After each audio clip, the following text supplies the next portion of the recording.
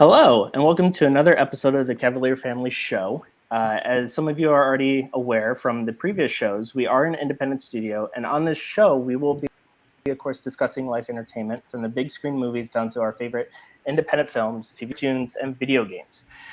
First off, we'd like to thank Kevin Holmes, who did the intro and outro video along with Justin Dye. You'll remember Justin from last week's episode discussing about his musical album, which in the future we will have him on again. He's the one that created the musical elements for us.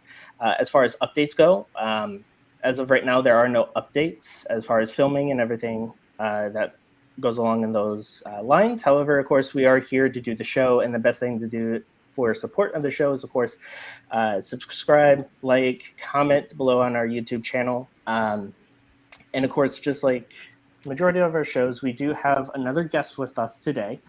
He is part of the Cavalier family. However, he does have his own personal work, and that's what we are here to discuss today. And as you can see, we actually have, his name is Peter. Peter, how are you doing today? I'm doing fantastic. How about you, Todd? I'm doing good. And to the other side of me, or above me, or however you have the screen, we actually have our host back, Lee. Lee, how are you doing today?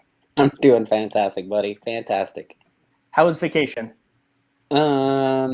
Well, it's been turning into work, and more work. So, to be honest with you, I don't even view it as a vacation anymore. It's like a stay-at-home job, kind of, sort of. And that's fair. All right. Well, again, as of today, Lee and I are here to discuss Peter. As some of you may know, some of you may not know, Peter is a very skillful photographer. A lot of the stuff that he's done is amazing. Peter and all of us here have grown up with one another in the small town of Dowagiac, Michigan, which is where we come from. And of course, just, shout out to Dowagiac if you're from there. And with that, of course, Peter, one of the many things that people don't know is the life before the photography for Cavalier Family. So what kind of led you to the photography before you actually joined us? It really started at an early age. My older brother, Roberto, started learning, drawing, pen and paper.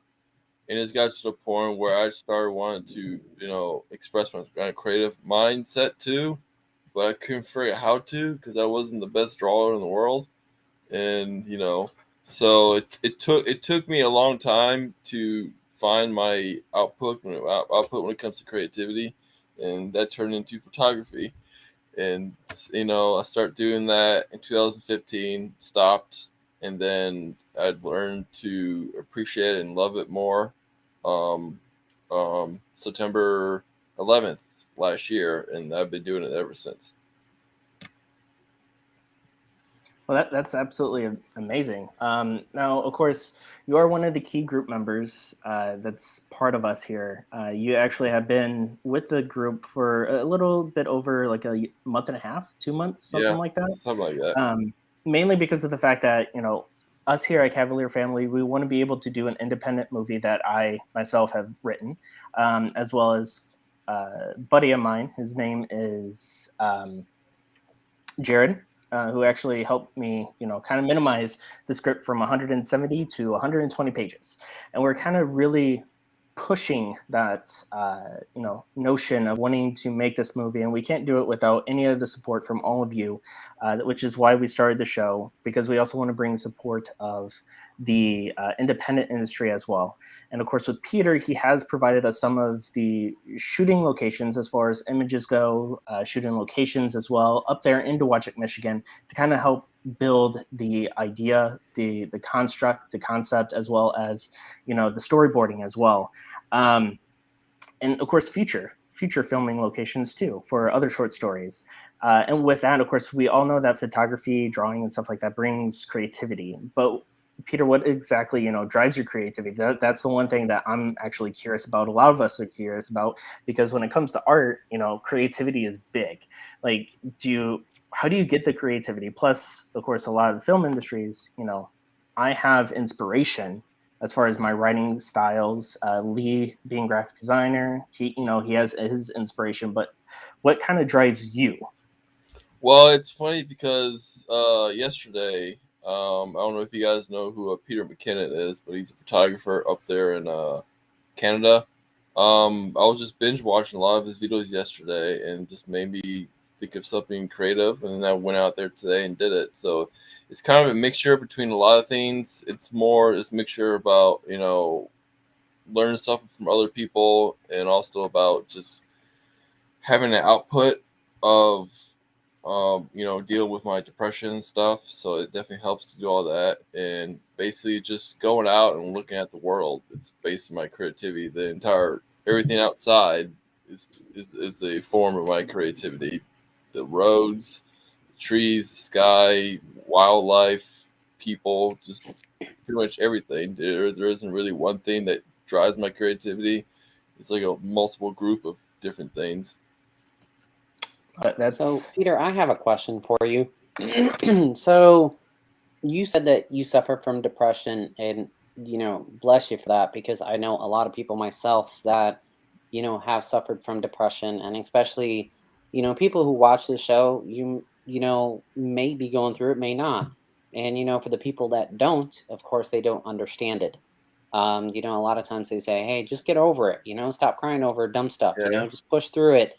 It's not like that. It's kind of like, from my understanding, some days that you can wake up and you're just upset at the world and you have no idea why. It's just your day was going great yesterday and the next morning it's bad.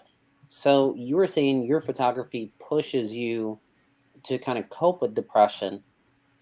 Do Yeah, you think it was because of your past with your brother being an artist that you're like, hey, I got to find something? Or did you just kind of, excuse the language, but Todd knows me, I'm a little bit more blunt. Did you say, screw this shit?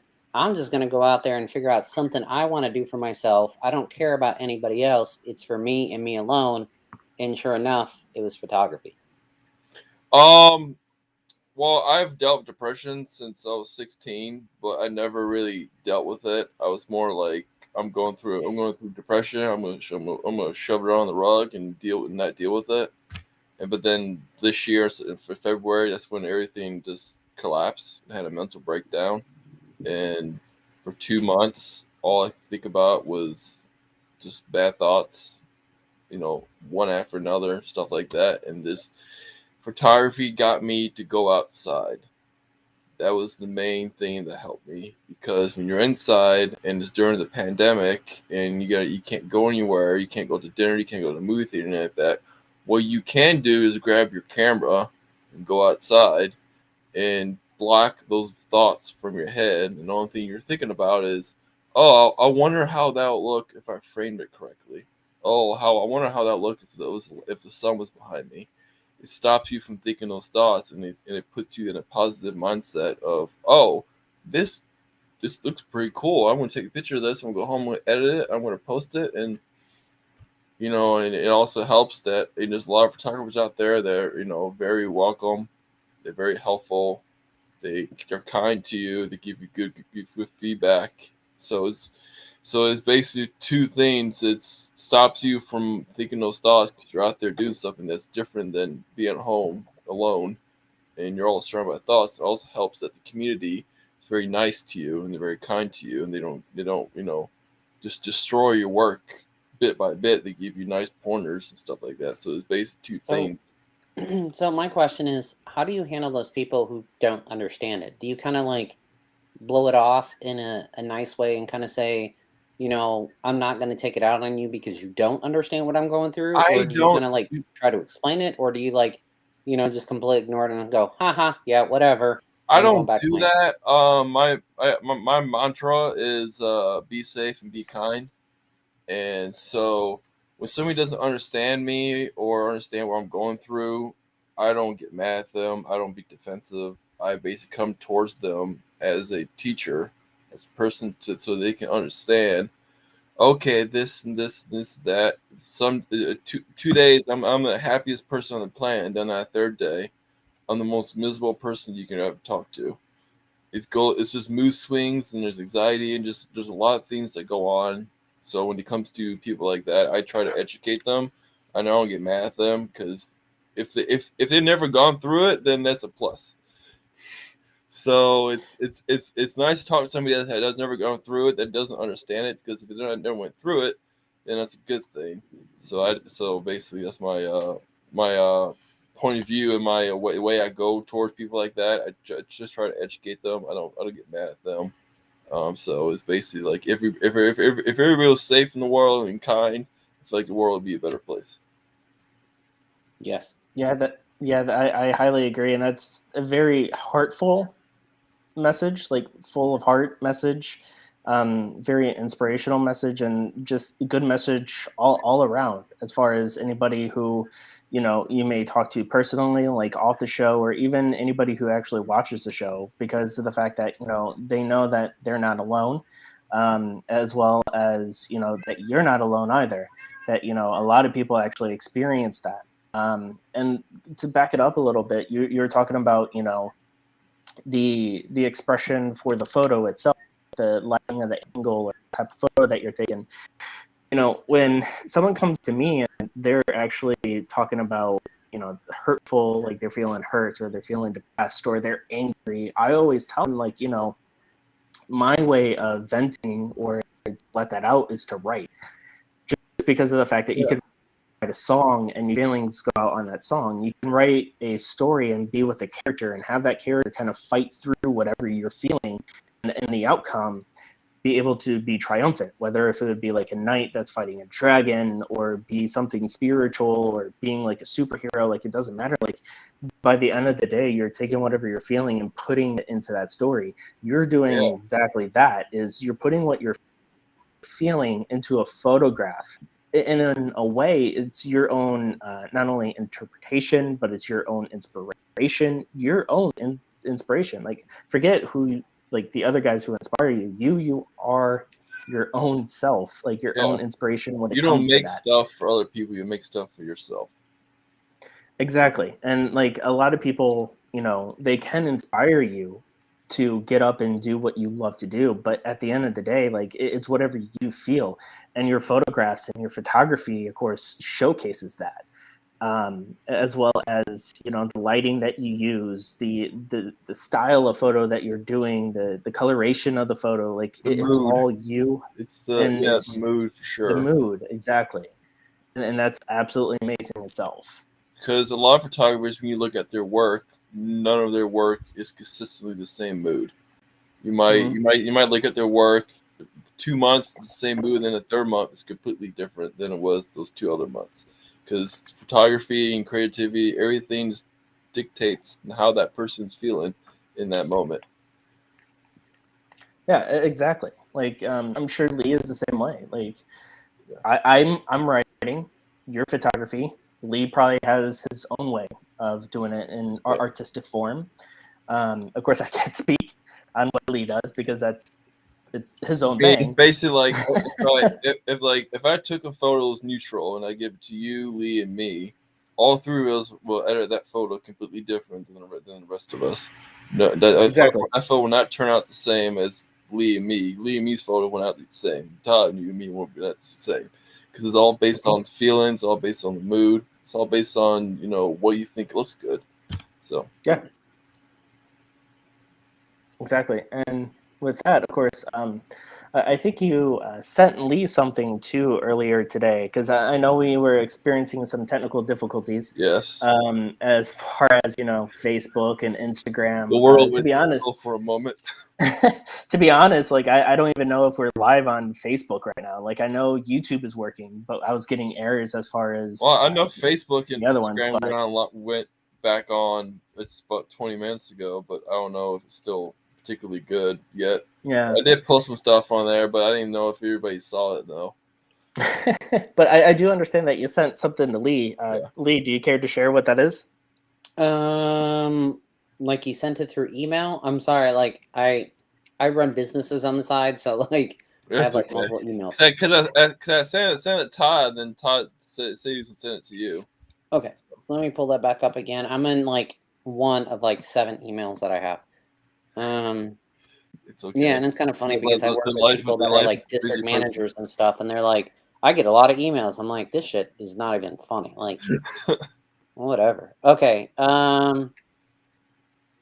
I have not received anything. That's okay. From my understanding, though, is Peter, you did share the little bit of the description down below, which is, of course, the link to your website. Yep. Which, of course, can be found in the description. Of course, My website is on my Instagram bio, and it's also on my Twitter bio too. So. And that's amazing because, I personally did take a look. There are a few images that I would like to buy as well. Unfortunately, we moved from a house to a condo, so, space is more limited. But specifically, I really like the eeriness of that blue house that you took a photo of, where it was very run down, very like. Yeah, it used to be my my friend's house. We used to hang out there when we were teenagers. So that's why I took that picture, because it had a special meeting. Yeah, like that. I really like the, I guess, ominous. I may be pronouncing the word incorrectly, but like the overall look of it, which is absolutely amazing. And then, of course, I actually sat down with Lee earlier today, and we actually did take a look at a lot of the stuff. And a lot of the stuff, of course, is all through the Wajak. So, it's stuff that we can actually see. Yeah. And kind of remember, too, which is absolutely amazing. And, of course, if anybody is interested, link is in the description on all sites. We would highly recommend to go ahead and check it out, and help out Peter as well. A lot of us are doing our own hustle from day to day. It's us over here in Cavalier trying to get our movie studio ready up, filming, of course, in Michigan, wherever, and more stories are here to come as well, or to show. Peter is the same way. Close to 200 photos on in my website there, so there's a lot to pick from. Exactly. So, like, even you are doing your own side hustle. So the only thing that we could do to showcase the support is to encourage all of you to go ahead and click the link that's in the description, go to his site, check out his photos, because they just don't come on little picture frames. From my understanding, is some of it actually comes on like canvas print. There's you can get a cabinets made out of wood, some made out of steel, so it's all pretty cool. Yeah, exactly. And like I could just picture, that blue house looking photo. And I understand it's your friend's house, and I respect your friend, I respect his house. It's been such a long time since he's owned that house, so but it kind of encourages me to write the horror story that I'm writing, my personal past, and kind of just combined all that together. Like it's its own inspiration through the eyes of you. And with that, of course, again, go to his website, check out what you see. There's quite possibly photos that you would like, you would enjoy. There's not just, the house that I'm boasting about, but there's also, the pond, lakes, from my understanding is flowers as well. Yeah, I just added some pictures of an old lawnmower in there too. So those just got added today. I love lawnmowers. Especially when you spend like $1,300 and it doesn't work. I'm sorry. Oh, this one is very old. This is one we used to use. My brothers used to use when we were kids. It's been run down. So there's a lot of dirt, a lot of rust. Very, very red. It's very pops and catches your eye. So it's very cool. I mean, and that's great too, because of the fact that because if you look and think about Fat Tire, right, the alcohol, the beer, it actually has that rusted look. I think it has a wagon or bicycle or something like that. Fat so tire. People so yeah, it's the beer that, and it has that rustic look to it too, where people enjoy. So again, if anybody is interested, check out that website. I cannot tell you enough. Yeah, I've been working on it for over a year now, so there's a lot of dedication to that. Exactly. And with that, Peter, I know Lee and I started this about 2 weeks ago, and actually the show itself has been in progress for like a month and a half, just to, grind exactly what we want to do, how this show can be different from anyone else's out there. And that's the main goal. And being able to, showcase independent people like yourself, who's, wanting to make something of themselves, want to be able to showcase themselves, want to be able to, share their stories, whether it be through photography, music, videos. Based on my goal since I was young, I just want people to know. I just want people to see my mind. Basically, what it comes Exactly. down to. I can't show mine. Mine is like really bad and out there, and I might scare people. And So is mine. I'll be kicked out. No. I like You mine. can't tell But that. the people who know me, they realize like if I show my real mind, I'll probably be kicked out of not only the state I live in, the house that I live in, the country I live in. I'd probably be the first one that they ship out to, like, that star called Pluto, just to see if I survive. Amsterdam. Well, it's no waste of them if they ship me just the gas for the rocket to get my ass out there, and that's pretty much it.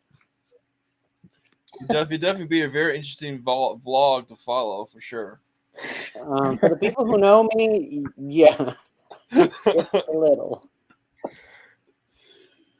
Well, again, Peter, we can't honestly thank you for coming on the show. Of course, this is not the end of the show, as it still carries on, but want to throw out that thank you to you specifically, because we want to be able to showcase everybody who's out there just grinding and making sure that, they're in some way or another, when we leave this earth, we want a legacy, whether if it would be remembering of how they raise the kids, marriage, movies, arts in general, philosophy. I don't know what word I was going there, but philosophy, education. Like we want to make our own stamp, right, before we leave this earth. And you are doing it on your own. You're doing it yourself, and we want to make sure that people are aware of you, as well as any guest who comes on the show, and even independent filmmakers who come on the show, or like photographers like yourself, or music like Justin from last week. So we honestly can't thank you enough for coming on here. And wanted to get that out there before we go to our next segment. Well, I appreciate it, Todd and Lee. I mean, I've known you guys since forever. I used to watch Lee kick some butt in basketball so long ago. But some memory. Now the basketball itself can kick my butt, so it doesn't even have to be a person controlling it. I just go kick it, and I slip, fall, flat my ass. Like that whole Lucy and Charlie Brown crap. Yeah, and then the basketball just looking at me, going, "Yep, old fart, slipped and fell, couldn't even kick me." Yeah, it was just good memories, just watching my brothers and watching my brother Roberto, my cousin Sean, and then you, and then just watching people just play basketball, do stuff that I'm not able to do, but do it better than I do. So it's just nice to watch. I don't know, man. You kicked my ass in basketball a few times. I'm a very good shooter, but not very good at dribbling. So no, it wasn't the dribbling. I'm pretty sure it was the defensive part where I couldn't go anywhere. Yeah, because your long arms and very just lengthy, covering my ass the whole time. It's like It was, I since we're calling basketball, since you guys have a memory, I have a memory. So I remember growing up, I was in high school, and there was a girl that I knew, and to this day, I always thought she was really cool. Her name was Sarah French, and I used to pick her up all the time, and it was kind of funny because a lot of my friends thought I was dating her, and we would just hang out and play basketball at my house all the time. And I know this is going to sound bad, but she used to play in the Wajak varsity girls basketball, and I never got to join varsity at all. So I used to play against her all the time just because to me it was a challenge. Well, true story. So one of my guy friends goes, "Lee, do you want to play basketball with me?" I said, "I can't." And he's like, "Why?" I said, "Sarah's coming over today to play basketball." And he goes, "Well, can I play?" And I said, "No." And he goes, "Why?" And I said, "Because we normally play one-on-one." And he goes, "Well, can I shoot around?" I said, "No." And he got pissed off at me. And he was like, "You gonna tell me the reason?" And Todd, you know me, if you push too much, the shit's coming out. So I was like, "Okay." And he goes, "So why don't you want me to come over?" I'm like, "Because one, either she will kick your ass or I'll kick your ass in basketball." And I said, "And two, you just flat out suck, dude." I'm like, "You can lower the rim all the way down the ground, and somehow you still miss it." And I'm like, "I don't think I've ever seen anybody airball layups as much as you." And I said, "You travel all the time. You throw it to yourself." I'm like, "You absolutely suck." And he's like, "That's brutal." And he goes, "You'd rather play against a girl." I'm like, "Yeah, actually, I would." She's just more of a challenge. And to this day, I'm never going to mention his name. But I will tell you this. I did feel bad afterwards, but I'm like, I try to keep that shit a secret. I really did. I'm like, no, we always play one-on-one. No. Yeah, it's hard sometimes when people are just kind of pushing you. You get to the point where okay, I don't want to be mean, but you're not getting the signals, so. That's very true. And with that, of course, talking about the past, it leaves us to our next segment of Back in Time. You guys ready to hop in the time machine and go back in time? Oh, Let's yeah, hop. bring it on. Let's be like.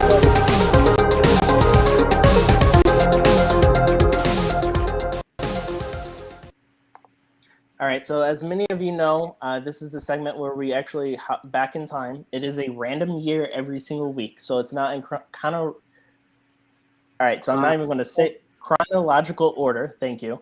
So it's not like anything as far as 1970, 1971, 1972. No, every single segment, every single show is going to be a different year. Could be 1980, could be 2002 next week, could be 1930 next week. It's just always random. So in that way, we can always showcase a new, different, It could and be the entertaining future, show. you know? It could be the future. Exactly. So, of course, today's segment takes place in 1980s, where we will be talking about the top TV shows, cartoons. Unfortunately, with the toys, there wasn't any listings of the top toys, just because of the fact that with the algorithm online and stuff, it just always brought in the 80s as a large sum rather than just the 1980. So with that, I'll go ahead and start off with the top TV shows. Lee will take the cartoons, and then Peter will take the music portion of this. Yep. So with that, of course, though, I will do a shout out for the top toy. It was the Rubik's Cube, which was the top seller of that year. But the top 5 TV shows, though, number 1 was Dallas. Next was Dukes of Hazzard. Next was 60 Minutes, which actually I wasn't going to put on the list because it's more of like a news. But I also look back and the fact of, that it does a lot of interviews and stuff like that rather than just news basis. So I just kept it on there. But that is number 3. Number 4 is on the list again from last week is MASH. And then number 5 is The Love Boat. Unfortunately, I don't actually have any memories on a lot of these besides 60 Minutes. That's still going strong. I watched some of the 60-minute shows when it has to do with interviews that interest me more. MASH, I believe that took place, of course, Vietnam era. Dallas, I don't know, but Dukes of Hazzard, I do know and understand that it was a remake. I know that it was a remake back in the 2000s. Instead of not knowing the names, I do know that Jessica Simpson played Daisy Duke. Owen Wilson was there. Yes, Owen Wilson. And what's his face? Lee, help me out. Well, it was the guy from who plays Stifler from American Pie.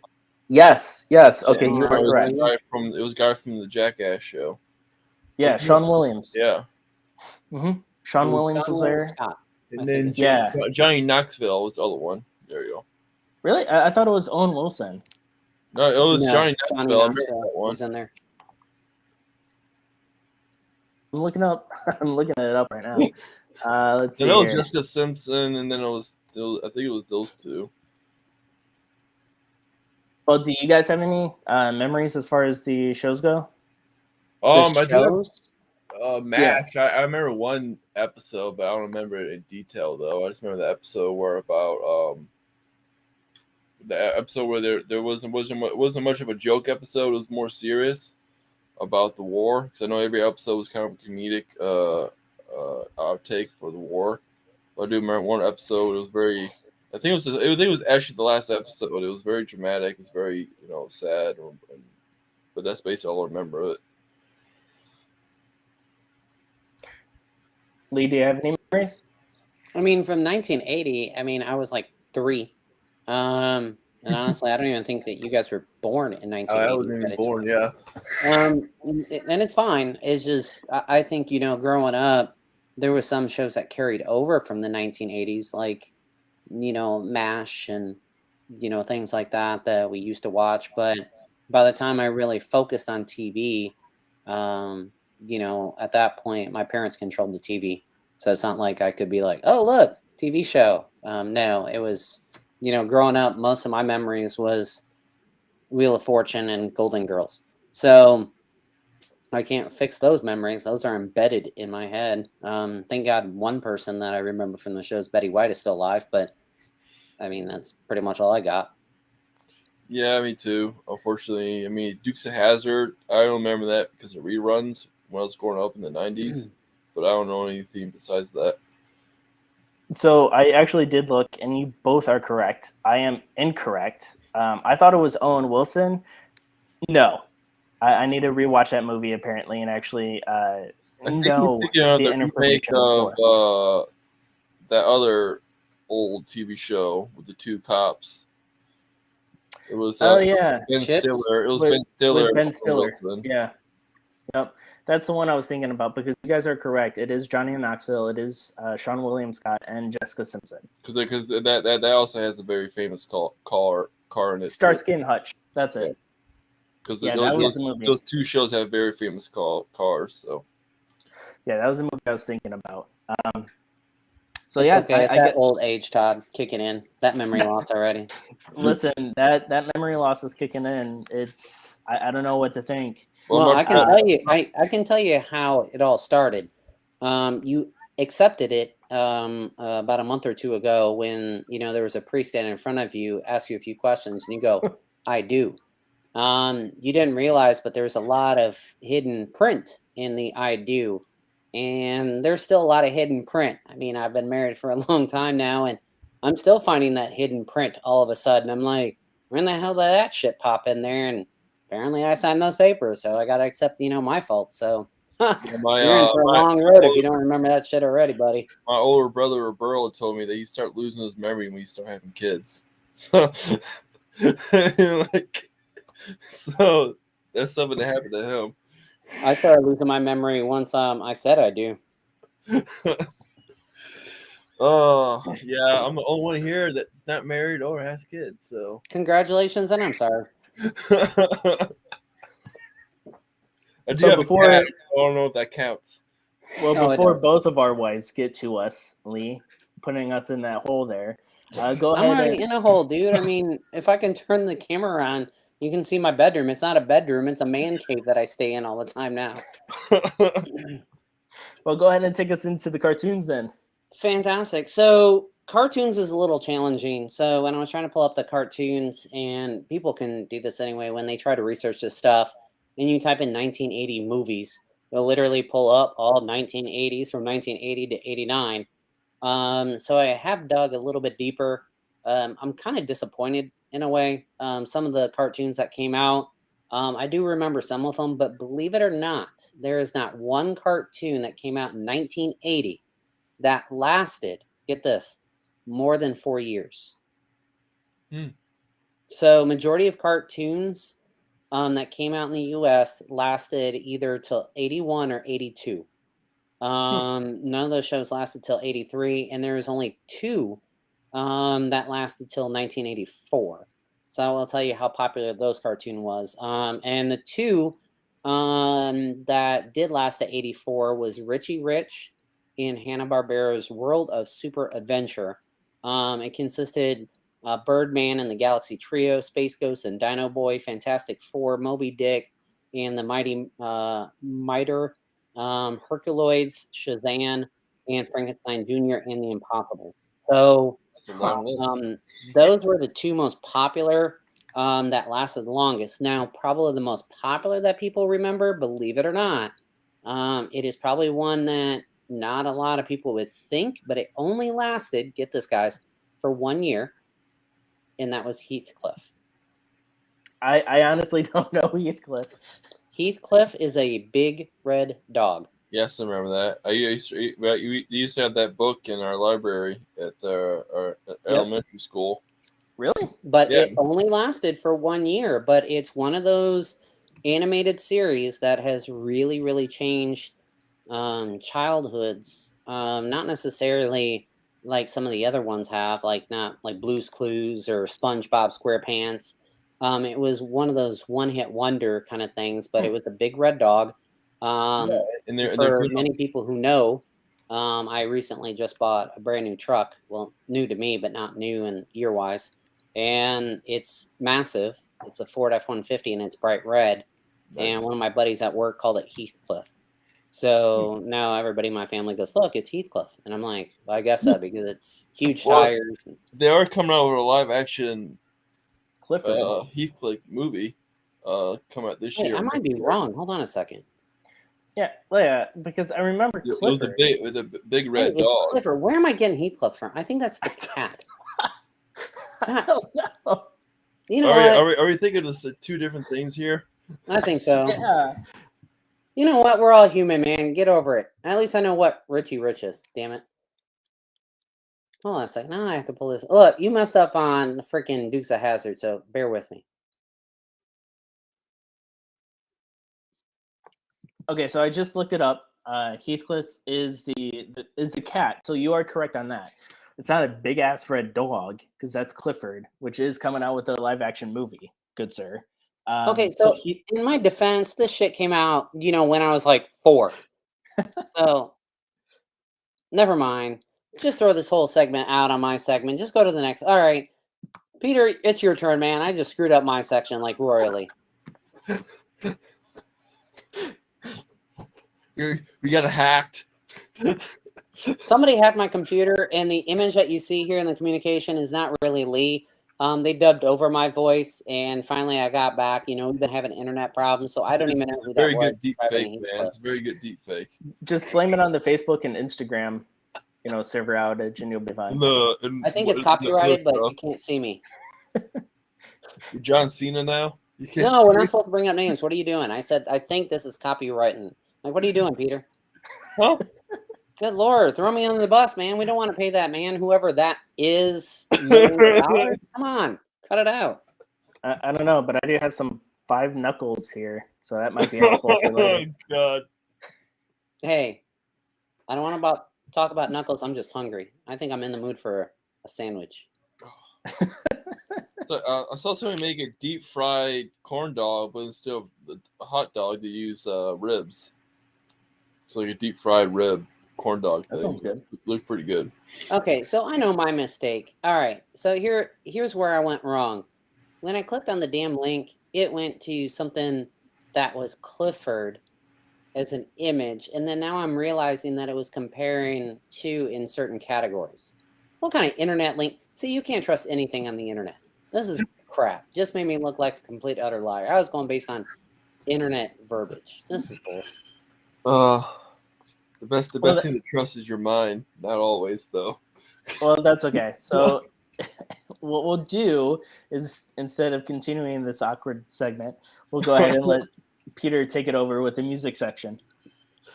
Okay, so the first song on the list is Call Me from Blondie. I vaguely remember that song when I was younger, but don't really remember the lyrics, though. I just remember listening to it in the car with my dad. Me and my dad and parents were like going on road trips. So my dad was big into like old songs, stuff like that. So was my mom. She was a big fan of like Elvis, Cher, all that stuff. But I do remember Pink Floyd, Another Brick in the Wall, because my dad told me years later that that was the first American song he ever heard, because he used to live in Portugal. And I never knew there was amusement parks in Portugal, because he told me he was in line for a ride in amusement park, and that came over the radio, over the speaker sound. It's the first time we ever heard a American song. So that song does have some sort of history with me, because it's attached to my dad. So it's a very good song. Obviously, it's a very good song because it's Pink Floyd. So The movie is trippy too. Oh yes, it's very trippy. And then I see that the next one is. Damn, I can't see. I got the lights in my eyes. It's Michael Jackson, "Rock with You." Obviously, everybody knows that song. Michael Jackson's a very famous artist, probably the most famous. "Rock with You" is a very good song. I listened to that song nonstop a few years ago, to the point where I became like 0.1 top fan on Instagram, on Spotify, because of Michael Jackson. So I've listened to that song a lot. It's very good. The music video is very retro. It definitely fits with the times for sure. So that's a very good one too. And then yeah, it's a very good song. And then we have "Do That to Me One More Time." I don't really know that song that well. Do you guys know what that song? You guys know anything about that song? What song is it? It's "Do That to Me One More Time." It Who's counts it by? like an early version of Britney Spears. Yeah. It is sung by Captain and Tennille. Yes. That's very. I haven't heard that song. No idea. Time, I'm so going to be I don't listening know to if it you in the guys have background, any so inputs on that I one. can see if I even remember it. Yeah, because the only thing that I remember from that list, I'm sure I heard "Call Me," and I'm sure that I've heard "Magic" and "Rock with You." Unfortunately, I don't know if I've heard "Do That to Me One More Time," but I do know "Another Brick in the Wall," just mainly because of the fact of, okay, so picture this: driving at night Well, and I'm a listening. photographer. It'd be easy for me to do that. So driving at night and listening to Pink Floyd, "The Dark Side of the Moon." Yes. Like my buddy, one of my best friends, Chris, he told me, and this was back in high school, so this was back in 2007, 2008.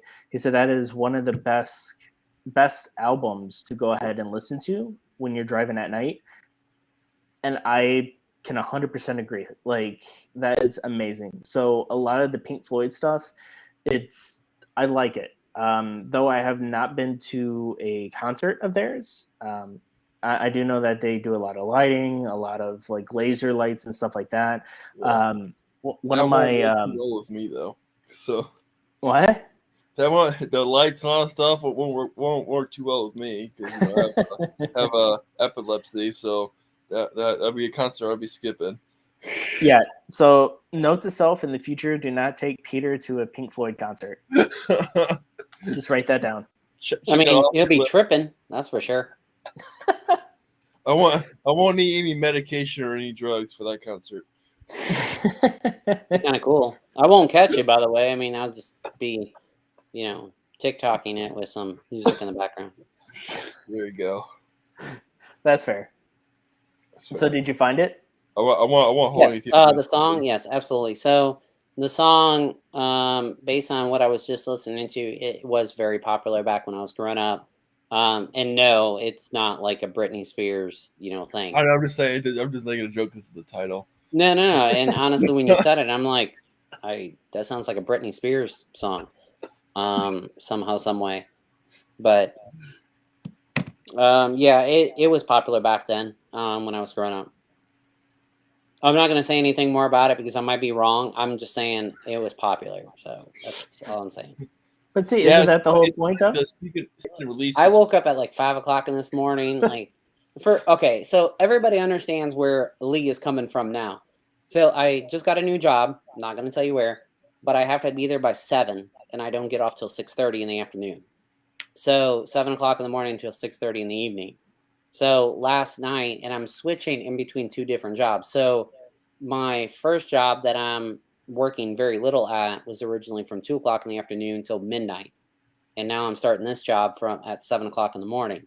So my sleeping habits are all jacked up. Like I'll go to bed like last night. Prime example. Todd calls me. I'm like, look, Todd, I'm really tired. I got to go to bed. He's talking to me about the show. And I'll throw myself out there. That's fine. So Todd's literally trying to talk about this show that we're on. And I remember one time he said, Lee, just don't screw up on this one. And look, I've already screwed up. So I was like, Todd, I got to go to bed, man. I fell asleep at 9. Woke up at 9:45. My body is going, hell yeah. It's 9:45. We still have like 4 more hours before we go to bed. No. I didn't even go to bed till an hour later to 2 hours later, like almost 11:30. Guess who had to wake back up at like 6 o'clock in the morning? Yours truly. And guess what I just did? Messed up on the show. Look, I even have sweat coming down my head because I just messed up on the show. Well, I used to work a job where I had to drive an hour because you guys familiar with Mishawaka and the Wajak distance in between that. It was during the winter and I had to drive Mishawaka, so I had to take the long way. So I had to go through Niles. Because I had to go through Niles, it was an hour long, and I had to be at work at 6. So I had to get up, take a shower. So I had to get up at 4:30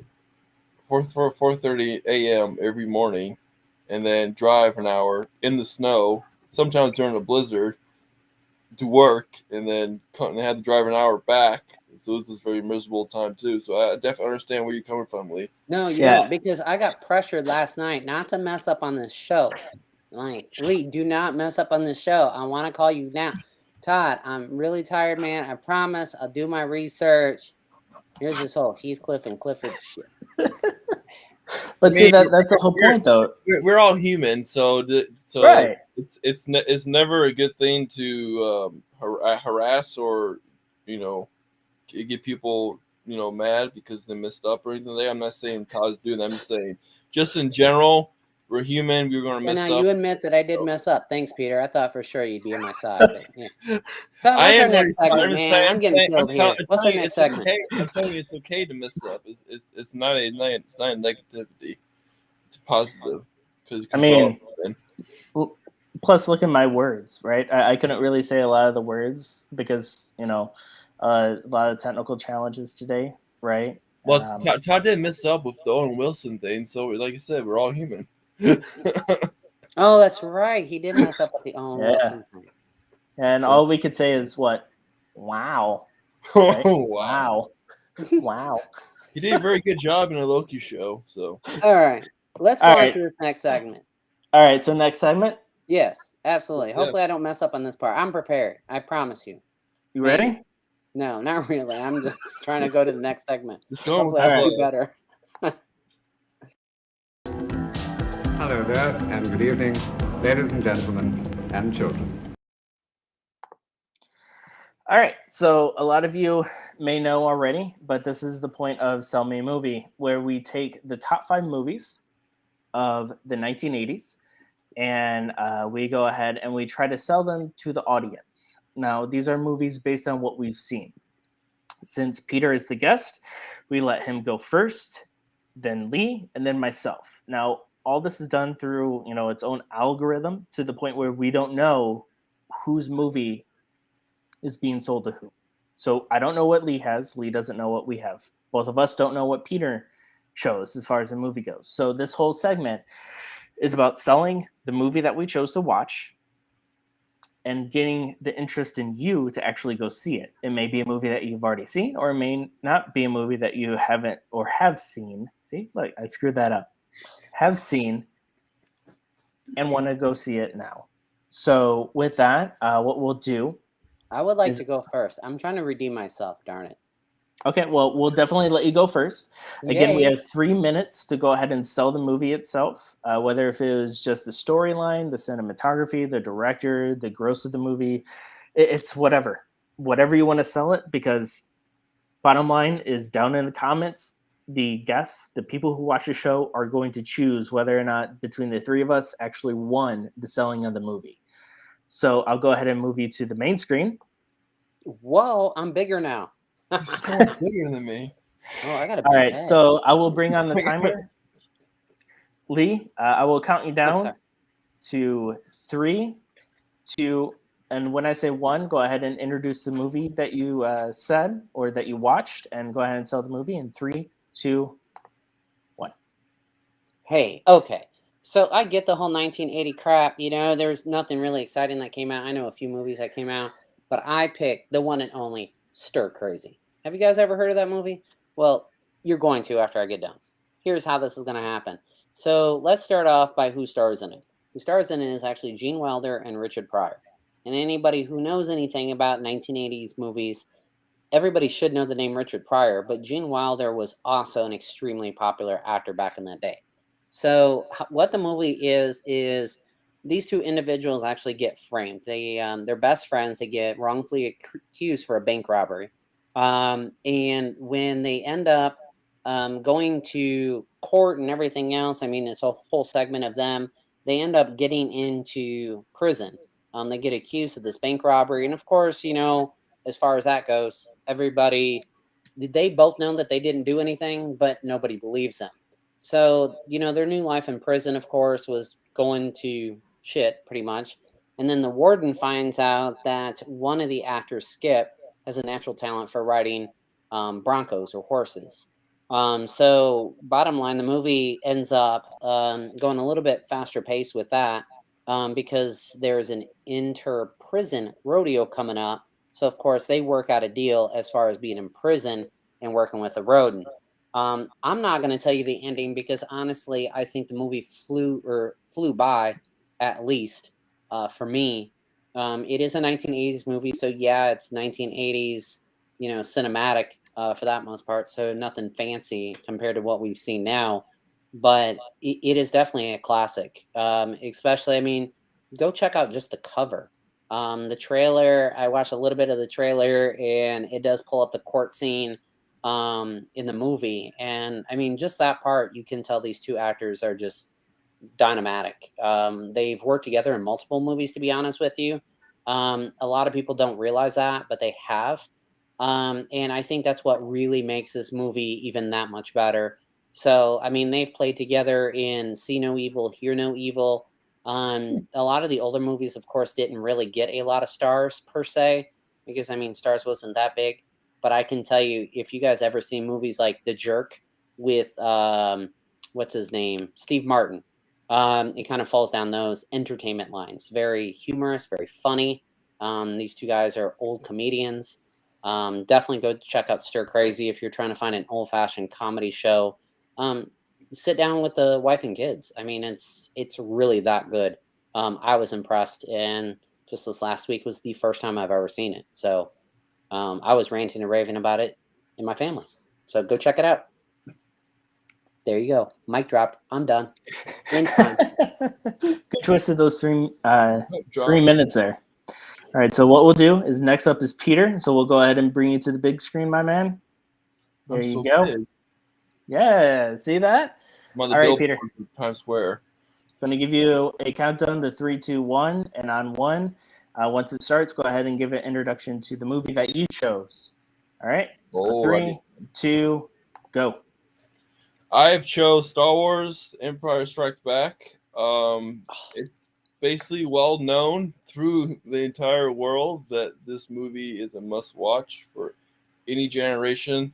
Basically, it comes down to lightsaber battles, family drama, galaxy exploring, and a little tiny green guy that has very good wisdom. It's a very good movie, cinematic wise, also visually wise too. There's a lot of exploring. It's a big adventure movie. It starts Mark Hamill and Harrison Ford.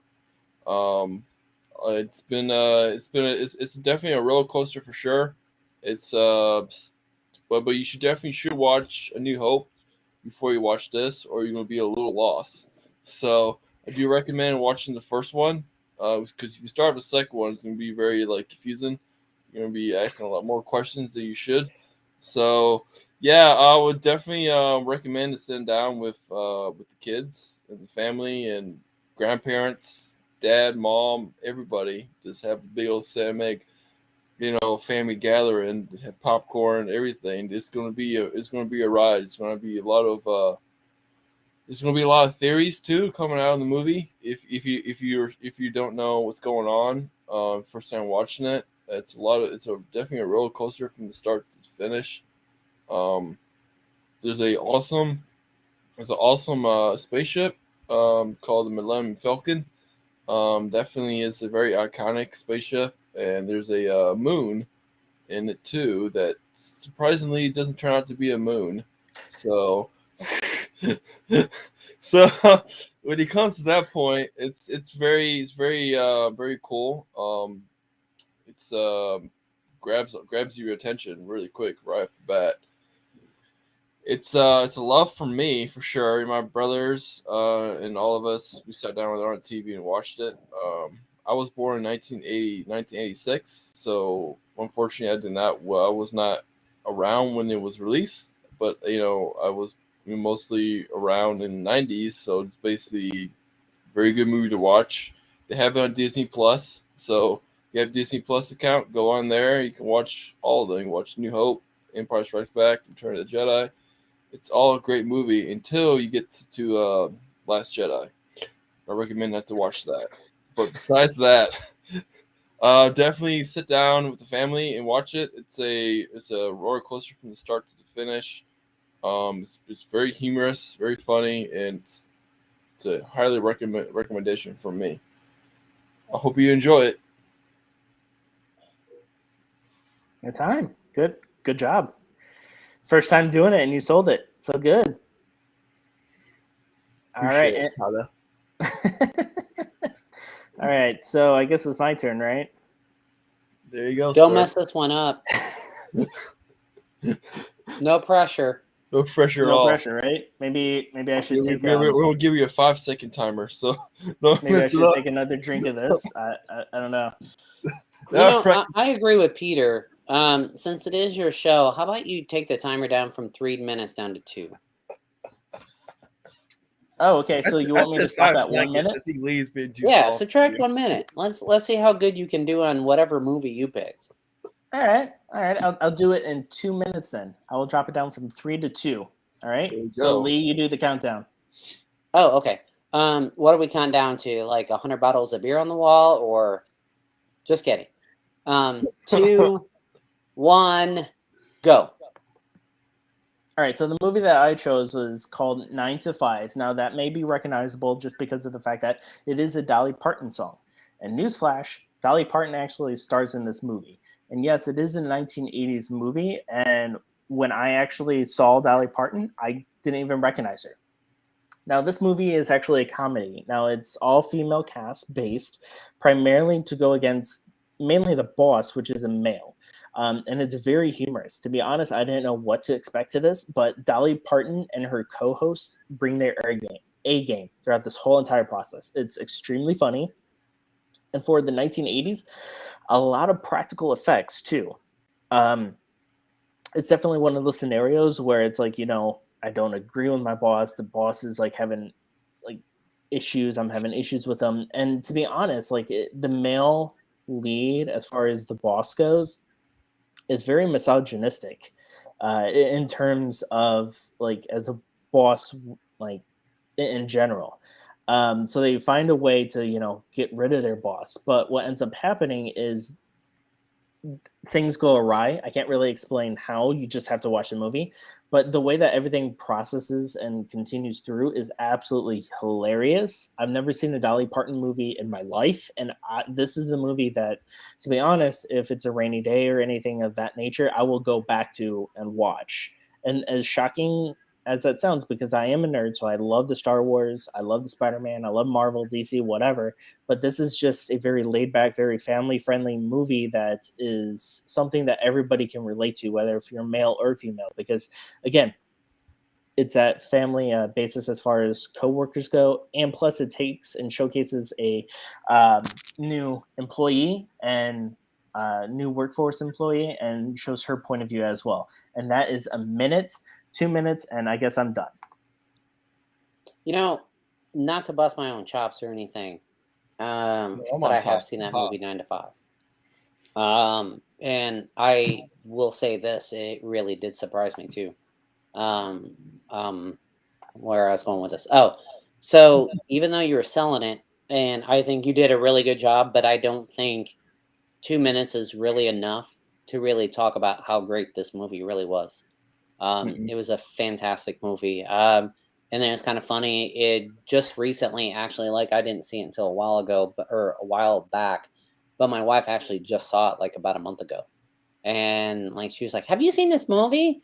And bottom line, if I said yes, she's not as happy, she's like, "Oh, okay." So I was like, "No, I never saw it." She's like, "Oh my God." And then she's like discussing. I'm like, "Okay." And the whole time she's discussing, I'm like, "Yep, remember that part. Remember that part. Yep, that was funny." And the whole time I'm just going, "Oh, wow, that does sound funny." So she can stay happy, because darn well when you tell somebody, "Hey, Todd, have you seen this movie?" And you're like, "Yeah." And then it almost takes away all that excitement. It was like, "Oh my God, now I can't discuss this part that was funny to me because you've already seen it." You know what I'm saying, though? But yeah, that 9 to 5 with Dolly Parton was a very good movie. Very good movie. Yeah. And I enjoyed it. Again, like I've never seen a Dolly Parton movie itself or in general. Like I just know some of her songs and been to Dollywood. And I could just say that I thoroughly enjoy this movie. Like my wife Some of her loves, movies weren't as good. I'll just say that.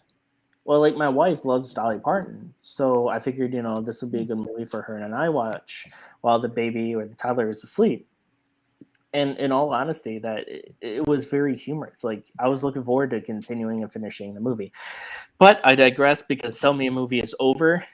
You guys let us know who sold the movie better. I will tell you, though, the top 5 movies of that era, number 1 was Star Wars Empire Strikes Back, that sold 209 million. It Number doesn't 2 surprise was, yeah, right.